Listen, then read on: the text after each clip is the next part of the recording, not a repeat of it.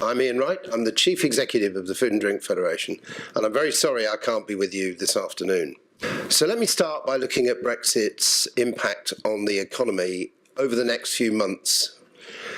It's clear that it's already having a major impact on the UK's economic performance. Investment in the UK is beginning to dry up across all sectors, but in particular in food and drink, as companies are uncertain about the economic environment into which they'll be pitching their goods over the next few months. The consequence of that is that they're not going to spend on things that they don't expect to provide an immediate return. Another impact of Brexit on the economy is the cost of stockpiling. Many businesses, whether they're manufacturers or retailers, will have spent an enormous amount of money and time trying to get themselves ready for a no-deal Brexit. That means that they've had to bring in goods to ensure that they avoid the potential disruption at the ports and in distribution mechanisms if there's a no-deal Brexit. And that all has cost. I have one member who's had sales go up 20% in January, February and March of 2019.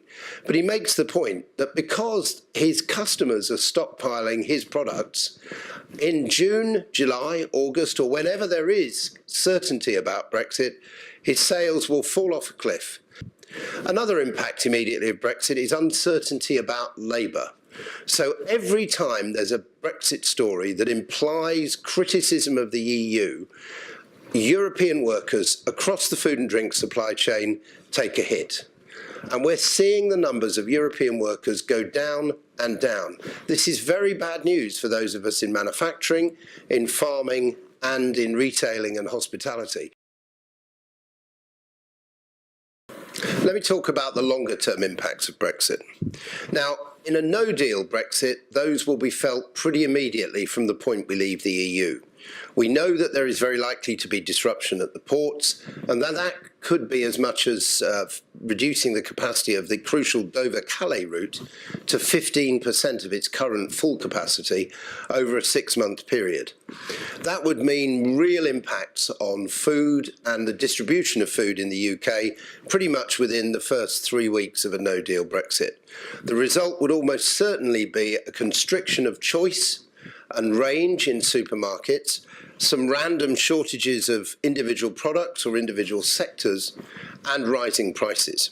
And that's probably the key long-term impact of Brexit in terms of the food and drink industry, because there will be much more complicated trading with Europe, our major food supplier.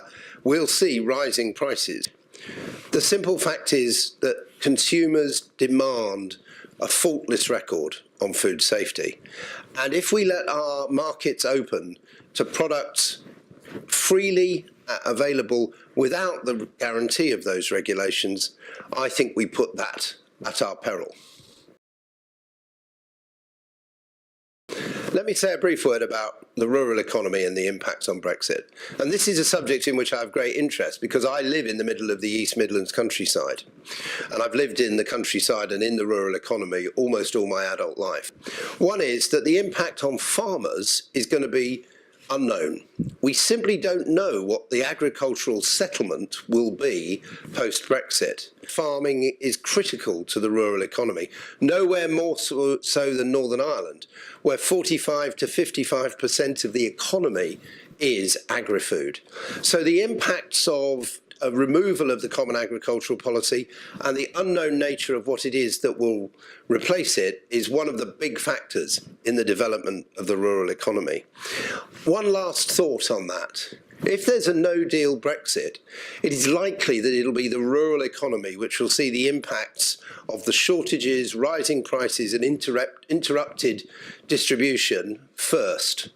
That's because in rural economies, rural areas tend to be at the end of the distribution chain, and they also tend to be dominated, particularly in villages, by the convenience channel rather than big supermarkets. And it's highly likely that convenience stores will be disproportionately hit by shortages, by range constriction, and by rising prices that might be the impacts of a no-deal Brexit. So it's very likely that rural communities will be the first to feel the force of a no-deal Brexit?